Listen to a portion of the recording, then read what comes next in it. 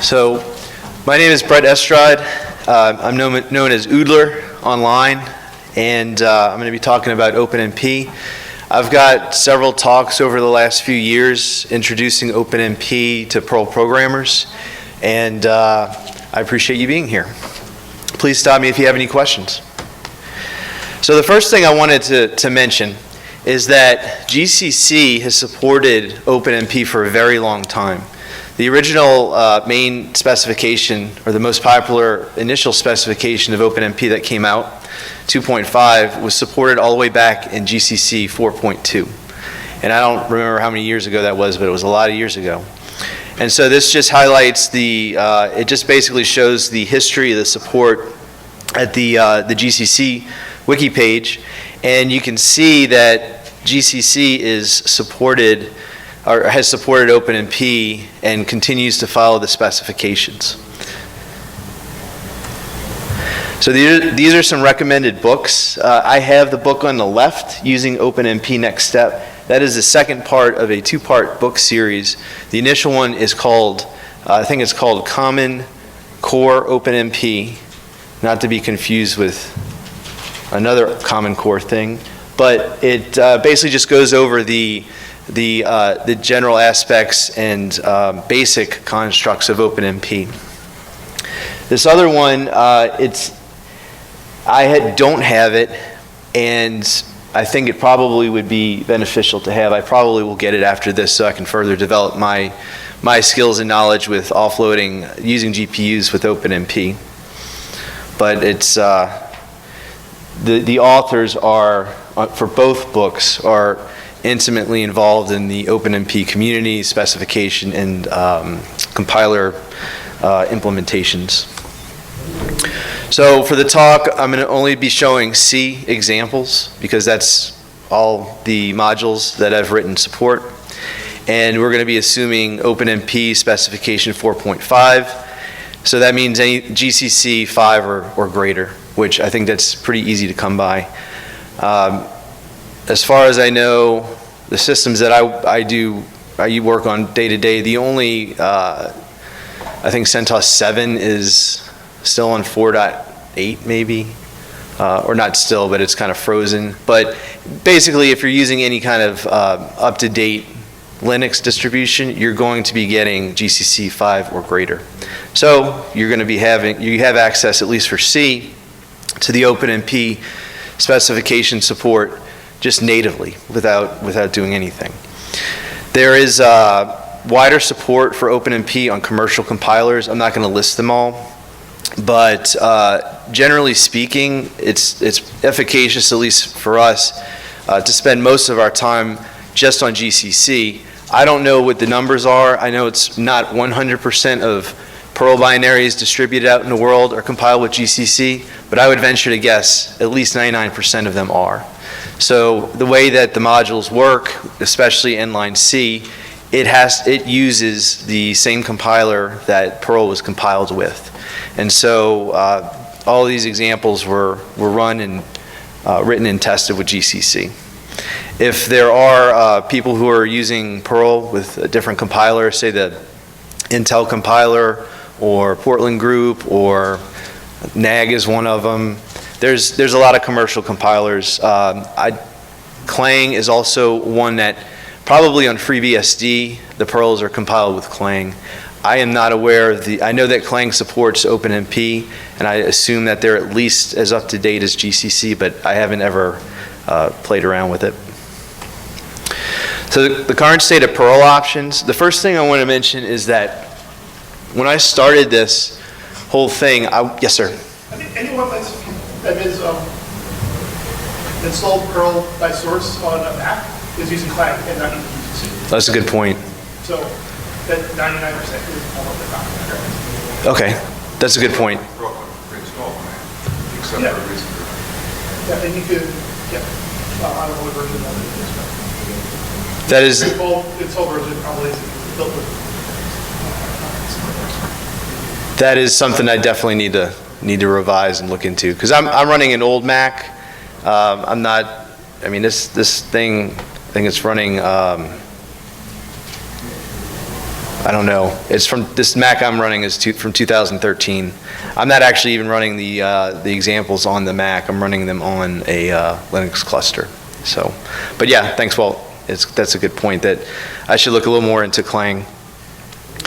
So the whole idea behind the modules is it's based fundamentally on inline C, and the role that Alien OpenMP plays is when you're compiling inline C, it provides the compiler flags to enable OpenMP in GCC, and also inserts a like an include file that through OpenMP Simple gives you some convenient macros.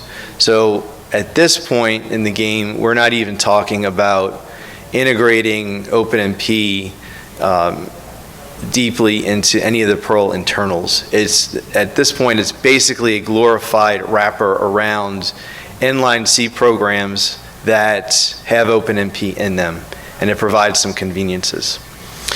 Now, I say no compiler support beyond GCC is planned.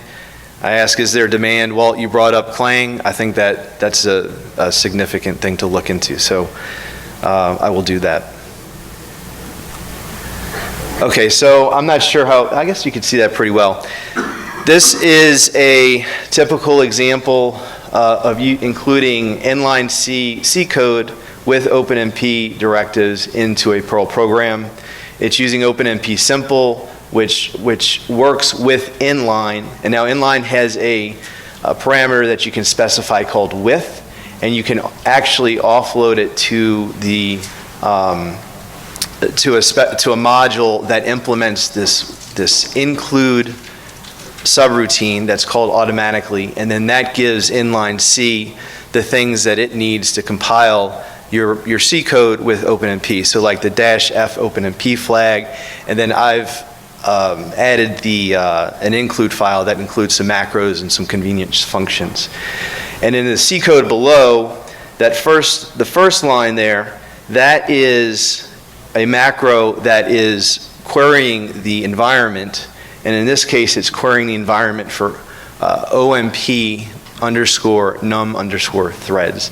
And I've covered this in my other talks, so I don't want to spend too much time on it, but that is something that the OpenMP Simple module implements as a macro, just because it's something that you will commonly want to do. If you write an inline C subroutine and you want to update the number of threads that it is using dynamically during runtime of the Perl script, you have to specify, or you have to somehow call OMP set num threads, which is a runtime function provided by OpenMP,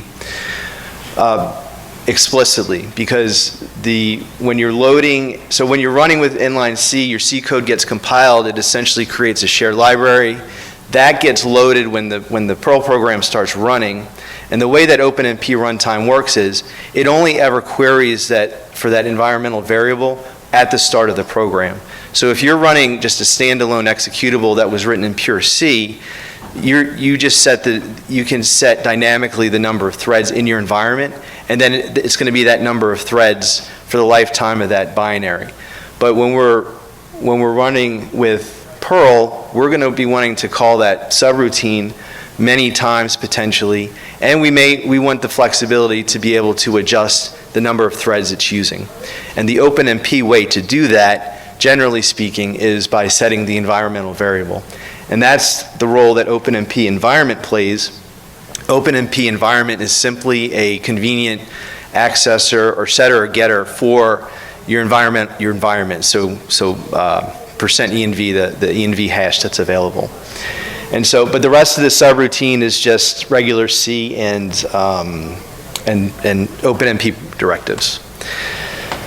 The general use case, Perl, like I mentioned, Perl is going to be your host language, and you're basically managing dynamically some C code that you've written in OpenMP. So you may have a pure C program that you've created or that you run, and you manage, excuse me, you run it with multiple threads for doing your work. But if you put it with, you can actually take that C code, put it into the Perl script using nline C, and then make it more dynamic. So the things that you would be doing by hand on the command line, or maybe through a bash script by just successively running this executable and setting the environmental variable, you can manage all of that within a Perl script. And then all of the OpenMP, all the subroutines that have OpenMP in them, then become callable, and you can treat it very much like you would a normal Perl program, and it gives you the ability to adjust threads. So this is an example of a simple OpenMP program that in C that just uses GCC, and it's just a parallel section. So that's where it forks into some number of threads, whichever is set in the environment, or whichever the default is. And then I'm using the single pragma, which I've covered in the other talks, but basically that says when at the OMP parallel section, that's when the process forks into some number of threads. And in this case, it's forking by default to 48 threads, because that's how many cores were on the machine I was using to test this. And then the first thread that gets to that OMP single block executes it, and then all the rest of the 47 threads wait until that's done, and then it proceeds. So all it's doing here is just querying the number of threads. It's not doing anything significant other than to demonstrate what a very simple OpenMP program does and how to single out a thread. I showed the example of using OpenMP and Perl, and very similar program to what I showed before. I just have what the output looks like, and I'm using test more just to make sure that I'm setting the number of threads using OpenMP environment module, and then I'm just using the test to output whether or not the number of threads that the subroutine is detecting is the same as what I had intended, and that's just showing that it's working.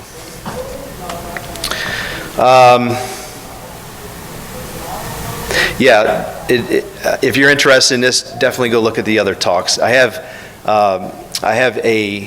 I think from two or 3 years ago, I have one talk, is in the same conference. I have one talk where I go over just a straight up OpenMP tutorial, and then the other one in the same conference was talking about how to use OpenMP within your inline C code, and things have just advanced from there. But that's the basis, and then this one.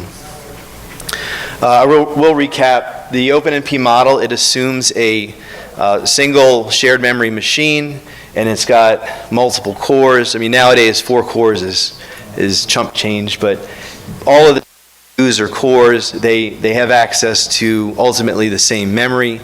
There might be different levels of cache, but the hardware is taking care of all the cache coherency, making sure the CPUs can see the same updated view of memory.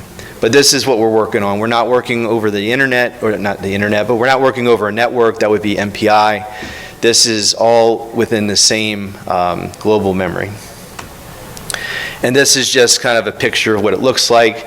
So we're used to, when we want to do things in parallel in Perl, there are some other options, but fundamentally the way we do that is by forking.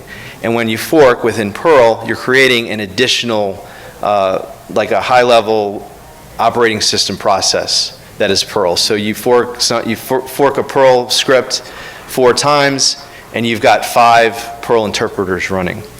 OpenMP, and this is within the C part, OpenMP will fork threads, which are lightweight threads. So the operating system sees one logical process, and then it's got multiple threads. And those threads can be managed and distributed among the different cores.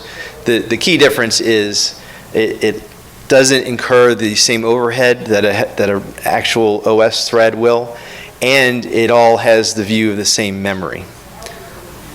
So the purple arrow is the process, and then the gray arrows are the threads, and that's supposed to represent the shared memory, the threads within a shared memory environment. And this is an execution model. Fundamentally, OpenMP is fork and join. It doesn't, I'm going to talk about some async stuff here shortly, but at the end of the day, OpenMP is for, you have a main process, you fork it, or you create some number of threads to do some cooperative work. You the communication among the threads is done over shared memory implicitly, and then you join back again into the main process.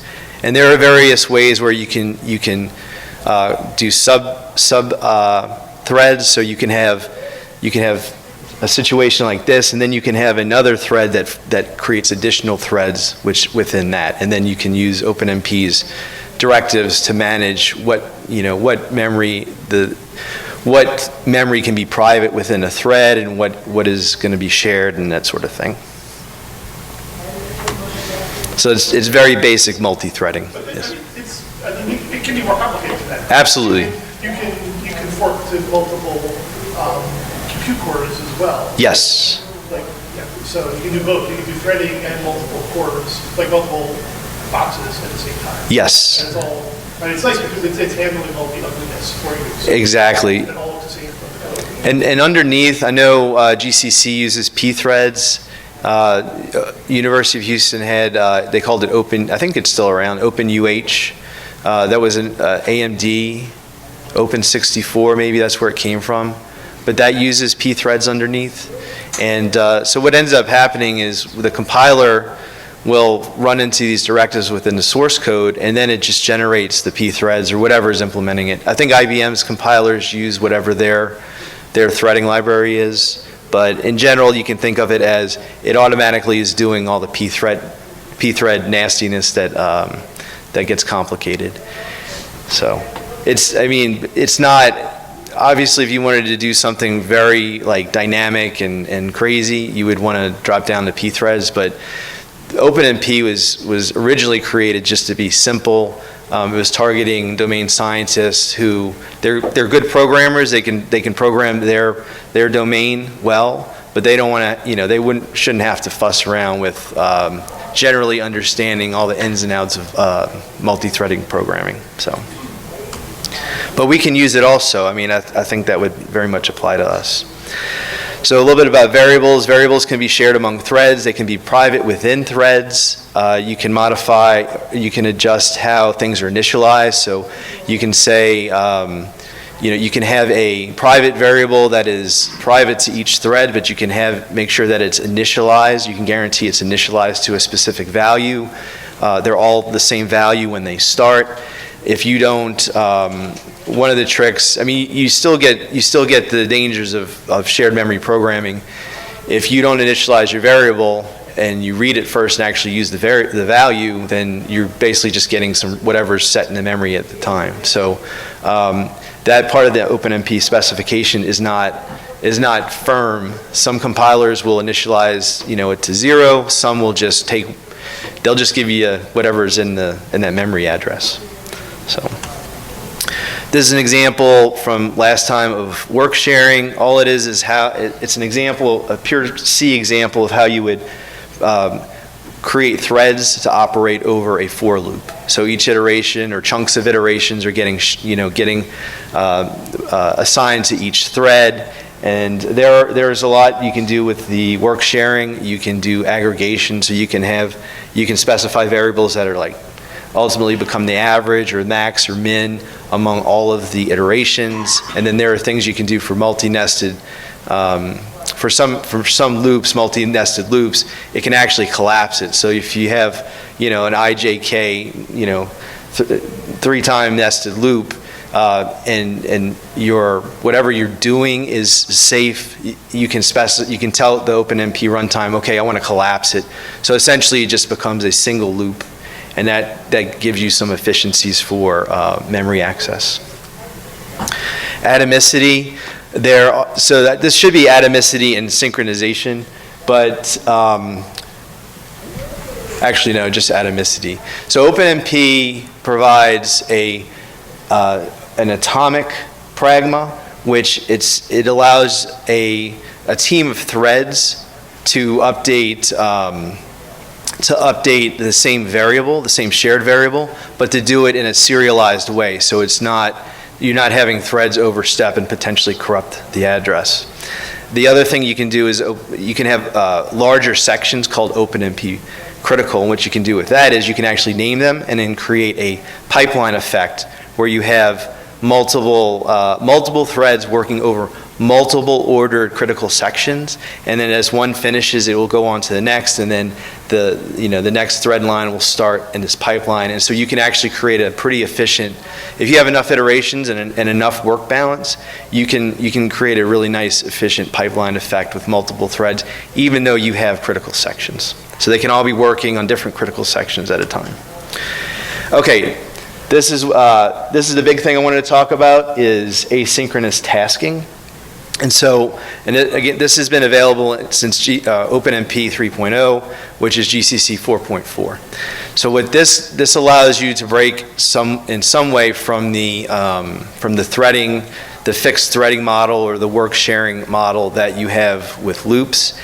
And basically it is a producer-consumer type of situation where you can have one or more threads generating tasks and then other threads doing the work. And the OpenMP runtime actually takes care of assigning, it's basically like creating a work queue where you have a bunch of worker threads and then you're generating a bunch of tasks. And then the OpenMP runtime manages the assignment of the work to the threads. Most of the examples, the simple examples, you can have all threads generating tasks and then all of the threads participating, but you can also, do it in a way that is easy to understand, where you have one main thread generating the tasks, and that's what the OMP single there is, and then each OMP task that is generating one task. And then once those tasks are being generated, once it gets outside of that OMP single loop, there is like this queue of tasks that need to get done, and then all of the threads that are available, even the one that was generating the tasks, are now available to pick up the work and do them.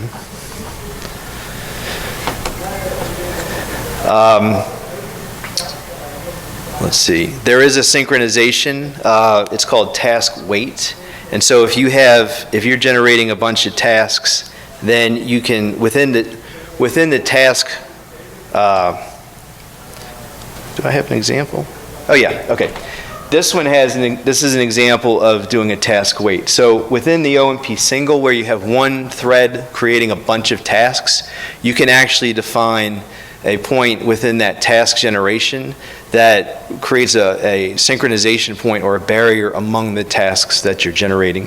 So in this case, it's generating two tasks. The first one is, it just prints Perl, and then the next one prints rocks. Now in the previous example, I did not have that barrier in there. So if you ran, it does the same thing, but there's no barrier. So if you run it, you don't know if you're going to get Perl printed first, or rocks printed first.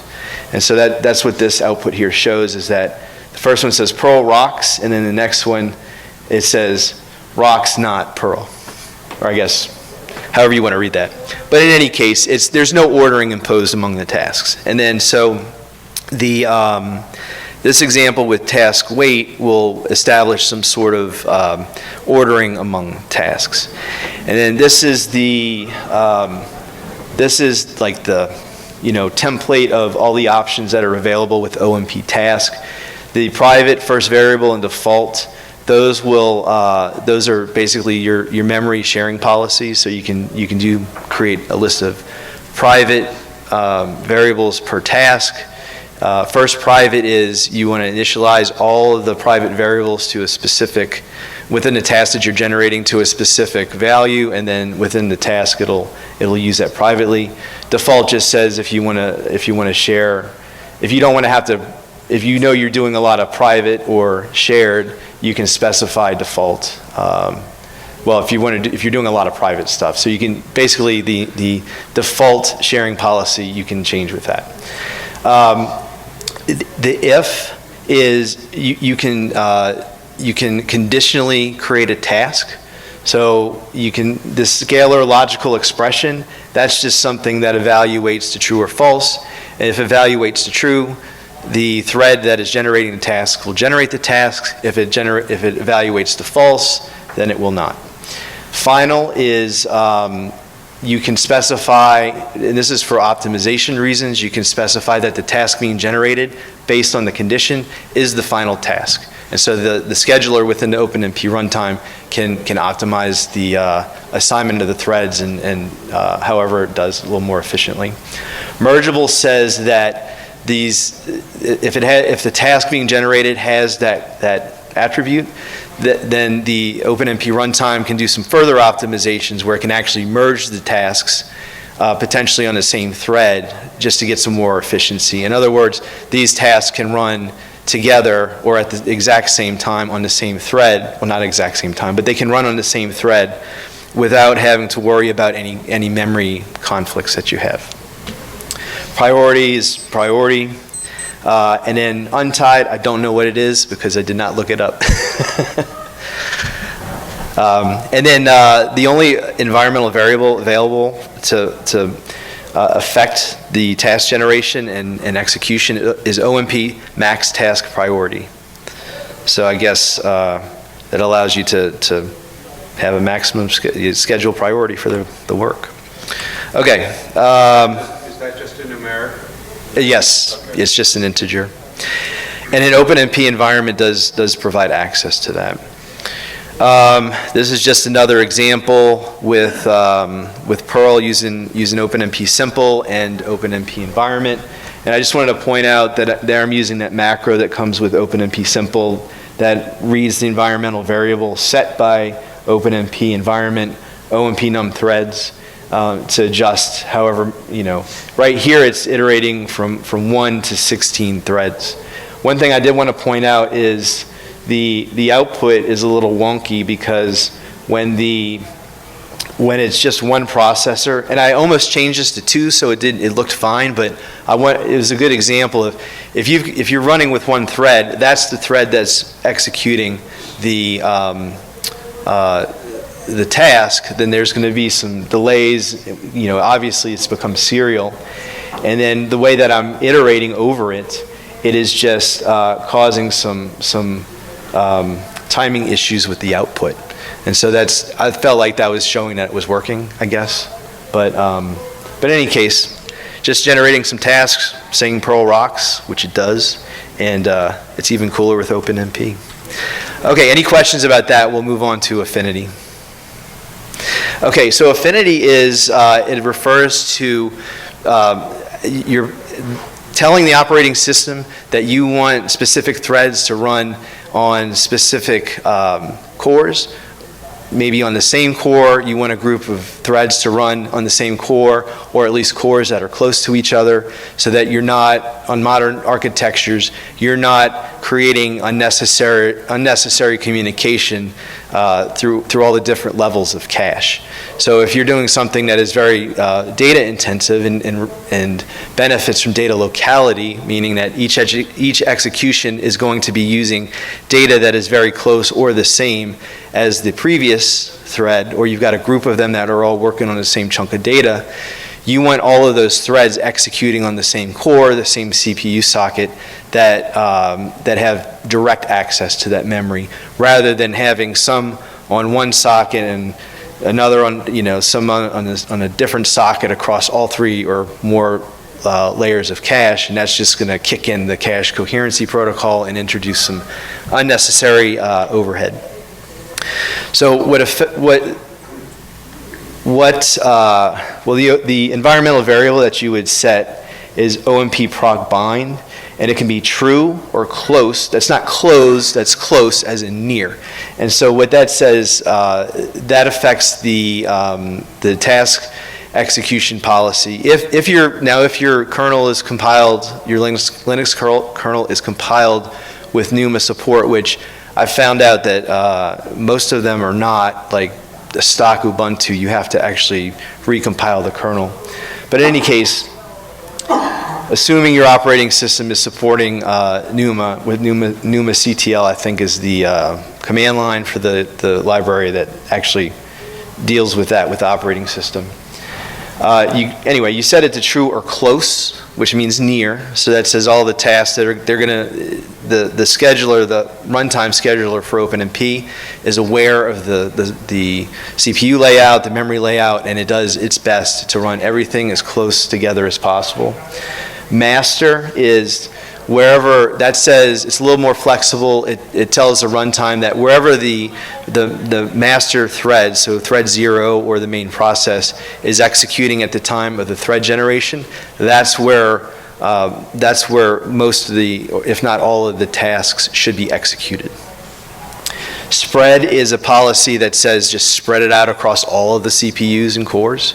And then false is just, it just literally leaves it up to the whim of the OpenMP runtime implementation. So it's like YOLO mode. You're just leaving it up to the operating system, basically. And it really, some people do stuff where it doesn't matter. Some people do stuff where you really get a tremendous speed up based on the different accesses, the memory accesses, to having everything run on the same socket. So all the threads are running on cores that are physically connected. This is just a little more explanation to each value for OMP proc bind, and OpenMP environment does support it. This is an example of the Perl script that is using the affinity policies, and then the only runtime function that this provides, in addition to the environmental variable OMP proc bind policy, is schedule get CPU.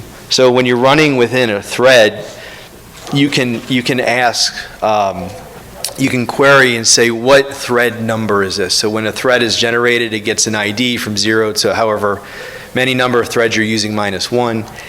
Well, this is a similar query. So in this example, it's getting the thread ID and also the CPU ID. So you can actually use that information to make your program more dynamic.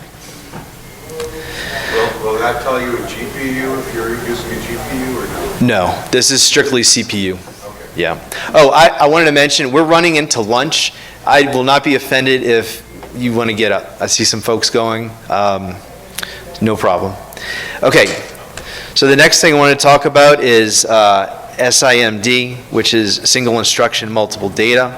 Basically what that allows you to do is for modern compilers, you can actually specify that whatever you're doing is vectorizable.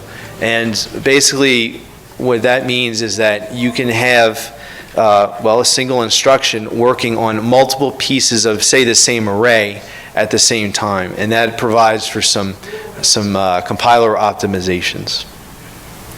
And this is when you're really getting into the optimization side. This is an SIMD example.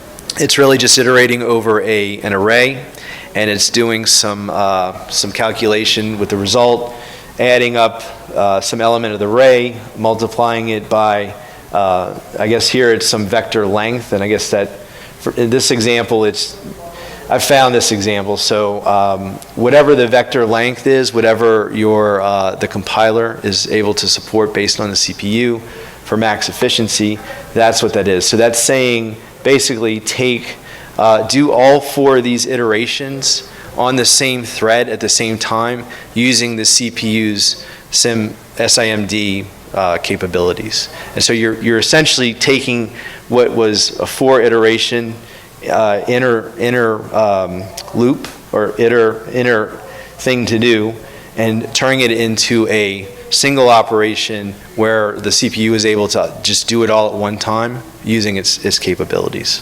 And so that you're essentially getting rid of the inner loop there. This is just some information on SIMD support in CPUs. In x86, there's SSE, which is streaming SIMD extensions, and it lists some of the processors that support it. AVX, advanced vector extensions. I I don't know much about this other than when I run on the supercomputers, like the new computers at University of Texas.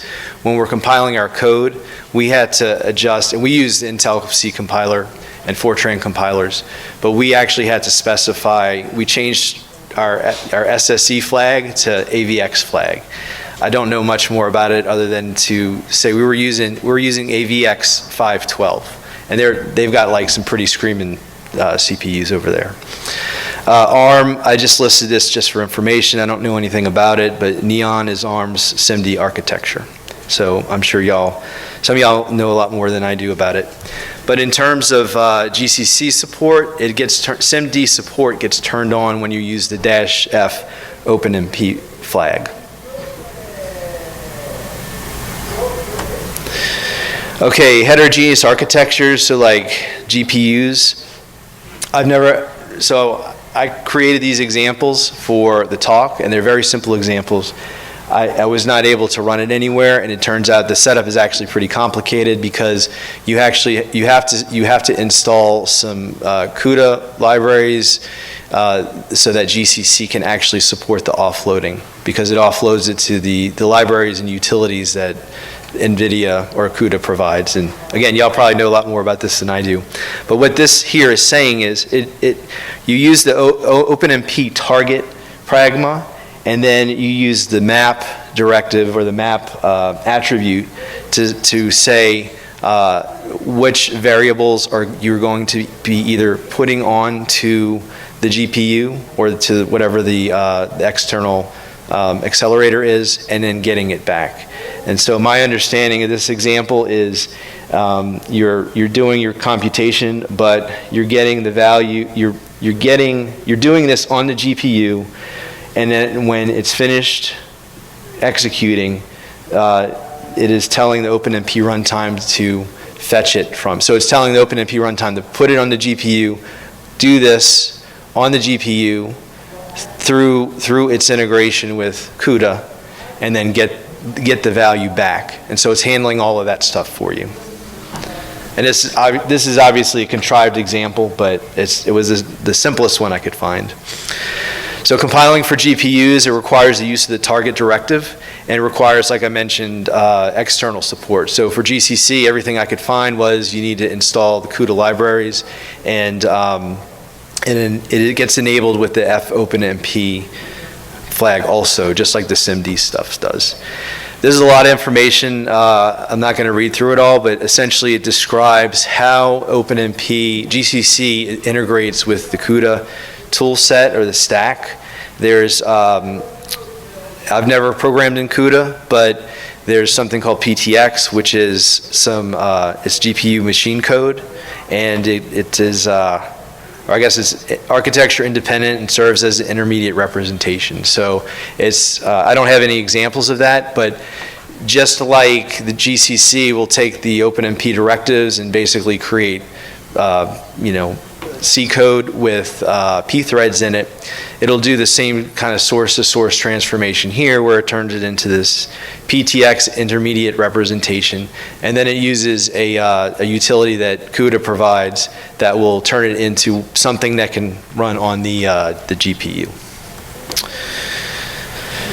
More information. Okay, so again, I probably will buy this because I'm interested in playing around with it. I don't do any GPU stuff, but I think if I'm talking about OpenMP, I should probably talk about GPUs and know more about it, and give some working examples next time. So some future direction about what I've been working on with the OpenMP, or the Perl plus OpenMP project is, right now I'm at the point where OpenMP simple provides some macros and some convenience functions. One of the things I really want to do, and I think that this is possible and would benefit Perl tremendously, and this is really the biggest headache that I've found, is when you're writing inline C programs, getting Perl data structures into these inline C using Perl API. Basically what you have to do is you have to unpack, like if you have an array or a hash or whatever, you have to unpack that Perl data structure into a equivalent plain C data structure to do anything safely with it. In other words, even reading Perl data structures using the Perl API is not thread safe, even reading a single value. And I don't understand the technicalities behind it. My understanding, well, what I do understand is the way that Perl manages memory is it's a slab of memory, and then it just does very efficient things so that it can present to the programmer or the program this logical view of the data structure. And so even reading it is going to affect things within the slab of memory. In any case, I've talked to at least one person who seems to understand at least the difficulty of offering a read-only set of Perl API-like libraries, but it's something I think would be super beneficial because I was playing around with writing some inline C code that was unpacking 1 and 2D, and I've got these functions, actually I've got the functions in OpenMP Simple that allows you to give it a 1D or a 2D Perl array that has a specific type, like say float or integer, and then get that into the equivalent C data structure, so then you can do OpenMP stuff with it. And so the idea would be to have the thread safe not have to do that, be able to read directly the Perl data structures, so it would dramatically reduce the amount of code that you have, and you would just be able to directly access through this API within each thread in a read-only way the data that you want. So you're still going to have to maintain some of your own pure C variables, but at least at the end of it, you can construct your own Perl data structure and return that, whether it's a scalar or an array or anything like that.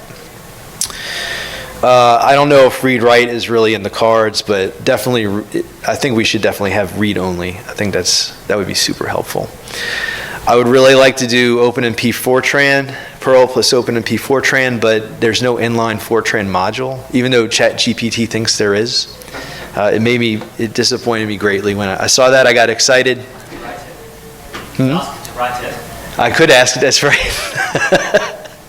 We'll have to do that. So if anybody's interested in helping with either the read-only accessors for Perl data structures, the thread safe, or doing something like inline C, but for Fortran, it would be awesome because there's a lot of Fortran code out there that would really benefit from OpenMP and be run within Perl. OpenACC is a similar effort from Cray. I don't know who CAPS is, NVIDIA and PGI, Portland Group, which they produce their own compiler. It's directive-based. They do work in some way tangentially with the OpenMP spec committee, but it's more targeted towards GPUs and accelerators. GCC does support this. There's a -F OpenACC flag. I imagine it has environmental variables you can modify, runtime functions. It works pretty much the same way.